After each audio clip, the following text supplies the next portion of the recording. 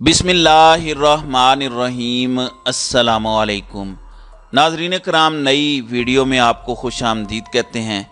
या तो एक आज़म सवाती की प्रेस कॉन्फ्रेंस थी जिसमें वो बंदा रो पड़ा था, या ये प्रेस कॉन्फ्रेंस है, ये तारीख़ में याद रखी जाएगी। शहबाज गिल की आपको प्रेस कॉन्फ्रेंस का एक हिस्सा दिखाने जा रहे हैं। यकीन कीजिए आपके दिल में दर्द और तकलीफ़ उठेगा। टाटों से पढ़ने वाला गांव का एक शख्स अमेरिका की यूनिवर्सिटी में प्रोफेसर है और उसके साथ जो इबरतनाक सलूक किया गया, आज वो फट पड़ा और ताकतवर हलकों को कहा कि ये जो तुमने रोज रोज की एफआईआर कटवानी है छुपा छुपा कर, मुझे एक ही दफा फांसी लगा दो, और फांसी ऐसी जगह लगाओ, वहां पर लेकर जाओ जहां पर मेरे घर वालों को मेरी लाश मिल सके। ये तुम लोगों ने क्या मजाक बनाया हुआ है? फांसी दे दो मुझे, डरते क्यों हो? काम खत्म करो एक दफा में ही। यकीन कीजिए ऐसी दर्दनाक प्रेस कॉन्फ्रेंस आपने शायद ही कभी देखी होगी। आप जरा देखिए और इस शख्स का दर्द महसूस कीजिए कि किस तरह जालिमों ने इसकी जिंदगी को अजीरन किया है। ये जरा देखिएगा। 6 के करीब हेयरिंग्स हुई। हर दफा जज साहब ने कहा लाएं कौन सी एफआईआर है, झूठ बोले गए, नहीं बताया गया। अभी पिछली हेयरिंग में भी एफआईआर की पूरी तफसील नहीं दी गई, सिर्फ यह बताया गया कि हां जी बलूचिस्तान में एक और एफआईआर है। तो मेरा सवाल है, यह बलूचिस्तान हाई कोर्ट के जो ऑनरेबल जज का फैसला था कि कोई और एफआईआर है तो सामने लाएं, उसकी बेतौकीरी करने की जरूरत किसकी हुई है? मैं तो चलो मिडिल क्लास हूं, मेरी तो आप बार बार करेंगे। मैं तो एक गद्दार आपको मिल गया हूं, मुझे तो आप 2 डालेंगे तो 2 डालें, लेकिन कम से कम इससे 2 फायदे होंगे। एक तो मेरे जैसे किसी और को अमेरिका में बैठे बुखार नहीं होगा, वो दोबारा इधर को नहीं चढ़ेगा। आप लोगों के 2 ही काम है, उधर से आईफोन खरीदें 8-7, शैम्पू खरीदें, बॉडी वॉश खरीदें, इधर के लिए और तोहफे खरीदने, बैग बनाएं, इधर हंस के तस्वीरें खिंचवाएं और वापस दफा हो जाएं। इधर हक मत मांगिएगा अपना बराबरी का, क्योंकि आपको आदतें पड़ी हुई हैं वहां की, आपको जुकाम हुआ है वहां का। वहां आपको दी जाती है बराबर की इज्जत। यूनिवर्सिटी ऑफ इलिनॉय में मुझे कोई गद्दार नहीं कह सकता था अमेरिका का, हालांकि मैं अमेरिका का शहरी नहीं था। मैंने अमेरिका के साथ वफादारी का हल कभी नहीं दिया था, लेकिन वहां मैं खुल के बात करता था, मुझे कोई गद्दार नहीं कह सकता था। लेकिन जिस मुल्क में मेरे दादा ने अपना सब कुछ छोड़ के पांव रखा, जिस मुल्क के लिए सब कुछ कुर्बान किया, वहां पर एक दफा नहीं 2 दर्जन गद्दारी के मुकदमा आते मेरे ऊपर। पूछा भी नहीं जा रहा, कोई जालिम पूछ भी नहीं रहा कि शहबाज गिल इनको लड़ लोगे। अब आपने अगर मुझे उम्र कैद या आपने मुझे सजाए मौत देनी, वो तो एक पर्चे में ही दे लोगे, तो 2 जान छुड़ाओ। आपने मुझे सजाए मौत देनी, दे दे, जान छुड़ाएं, क्योंकि मैं इस जिल्लत की जिंदगी में सजाए मौत से कम आपसे नहीं लूंगा। देनी है तो अब आपको मुझे सजाए मौत देनी है। मैं अदालत से मांगूंगा कि मुझे सजाए मौत दी जाए, क्योंकि मैं इस जिल्लत की जिंदगी नहीं जीना चाहूंगा। जो आप मेरे माथे पे लिख रहे हैं, इस्माइल गिल का पोता गद्दार नहीं है इस मुल्क का। आप किस तरह मुझे आपने मारा, मैंने गिला नहीं किया, मैं इतने महीनों से चुप हूं, क्योंकि इधर से उठाऊंगा अपना पेट नंगा होगा। मेरा मुल्क है ना, नहीं बात की मैंने, किसी ने कहा डर गया। आपने देखा जो आपके पास 1 घंटा 2 घंटे रहे, उन्होंने बाहर आके क्या किया? मैं 16 दिन रहा आपके पास, मैं चुप हो गया।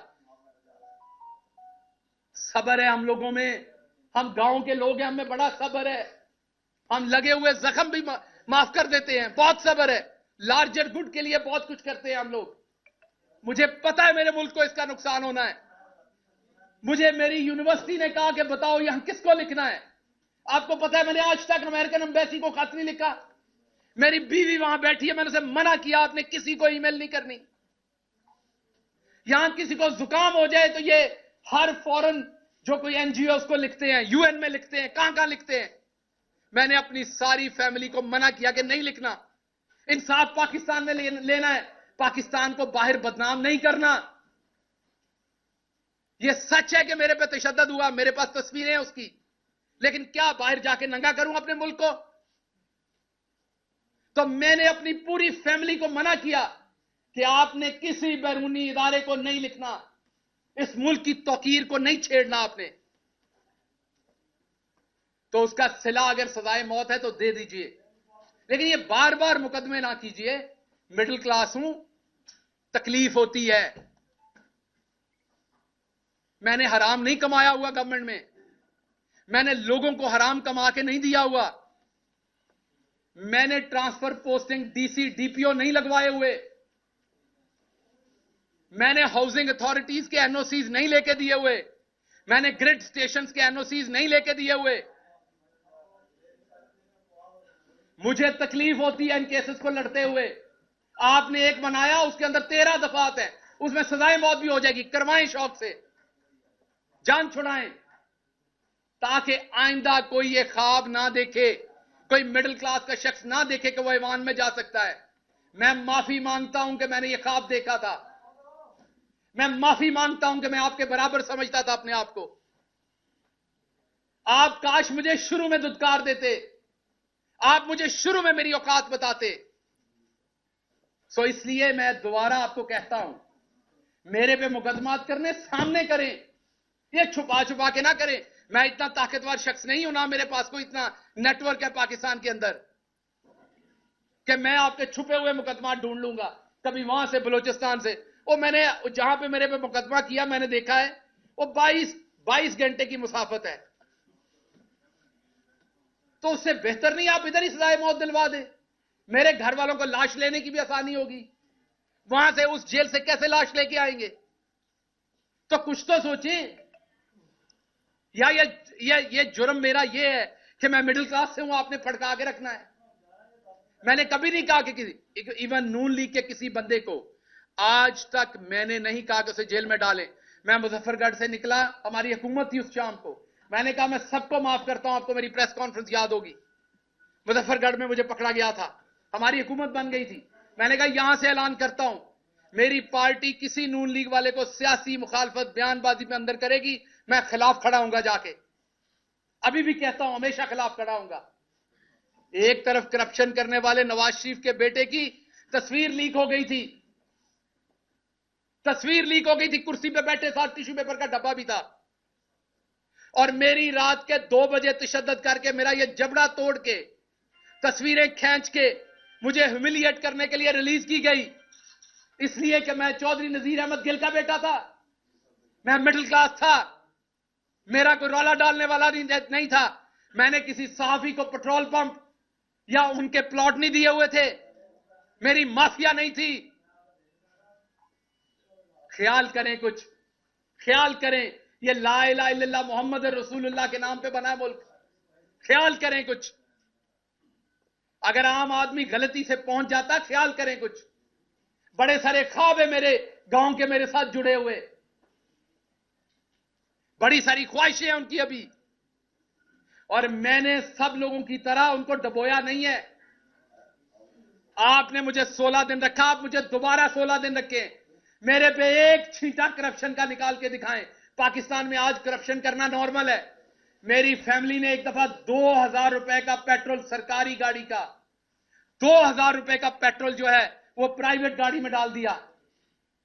मैंने अपनी फैमिली से लड़ाई की, मैंने वो 2000 का पेट्रोल उसी टाइम कैश के साथ सरकारी गाड़ी में डाला। मैंने इबादत समझ के ये काम किया है। सो इसलिए या तो मुझे सजाए मौत दे, ये वाले काम मेरे साथ ना करें। हर दूसरे दिन है आप मेरे पे एफआईआर दे देते हैं। मैं राणा सनाउल्लाह साहब उसके बाद कहते हैं कि जी भुगते हैं जी, इनके रोने निकल गए। मैं मास्क मांग रहा था, मैं रो नहीं रहा था। आपका सांस बंद होगा तो आपके मुंह से भी निकलेगी वो चीज। मेरा सांस बंद था। मैं चुप इसलिए हूं कि मैं बोलूंगा तो उसमें बेतौकीरी है। मैं बुजदिली से चुप नहीं हूं, मैं बेतौकीरी से चुप हूं। गुस्सा है अभी मेरे अंदर, मैं किसी अपने के बारे में कुछ गलत ना कह दूं, क्योंकि मैं गलत, आप अपना आपके साथ गलत भी करता है ना, तो आप गलत वापस नहीं कह सकते। जिससे आपने सारी जिंदगी प्यार किया हो ना, आपके साथ वो ज्यादती भी कर जाए तो आप वापस गलत नहीं कहते। मुझे अदराक है कि मेरे मुंह से कुछ गलत नहीं निकलना चाहिए, वरना इससे ज्यादा मेरे साथ और क्या होना है। जो हो चुका है, जो हो रहा है, मेरी आपने पूरी जिंदगी पिछले 6 महीने में तबाह करके रख दी। आप यहां तक नहीं रुके कि आपने मेरी बीवी पे झूठे केसेस बना दिए। मेरी बीवी जो कि एक प्रोफेसर है, पढ़ाती है, वहां पे पढ़ती है, पीएचडी कर रही है, आपने उसमें झूठे केसेस बना दिए ताकि वो पाकिस्तान ना आ सके। मुझे आपने ईसीएल पे डाल दिया ताकि मैं अपनी फैमिली से ना मिल सकूं। सब कबूल है, गद्दार मत कहिए, गद्दार नहीं हूं मैं।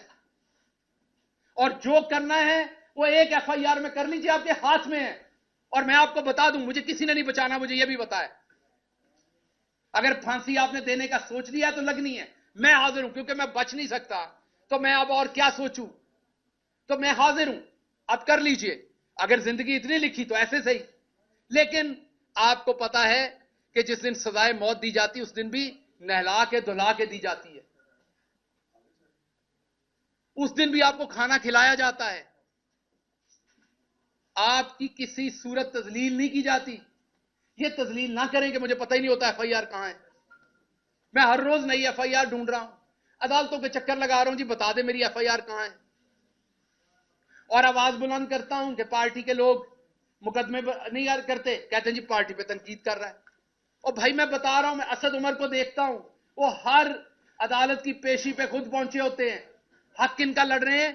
पंजाब के एमपीएस का, कि जल्दी इलेक्शन हो, और वहां 3 एमपीएस होते हैं, बाकी कोई नहीं होता। तो बताऊं तो इसलिए आपके कोई सवालात हैं तो मैं उनका जवाब दूंगा। मैं सिर्फ ये चाहता हूं कि आपने जिस तरीके से फवाद चौधरी के केस में 4 दफा हाई कोर्ट के जज की बेतौकीरी की, इंडियन सुप्रीम कोर्ट फैसला दे चुकी है 124 ए पे। बंदयाल साहब, आप शान है पंजाब की, पाकिस्तान की, बड़ी बड़ी आपसे तौक़ात है, दुनिया की बेस्ट यूनिवर्सिटी से पढ़े हुए हैं। Please move your pen. अगर आप अभी जस्टिस नहीं करेंगे ऑनरेबल जज साहब, तो कब करेंगे?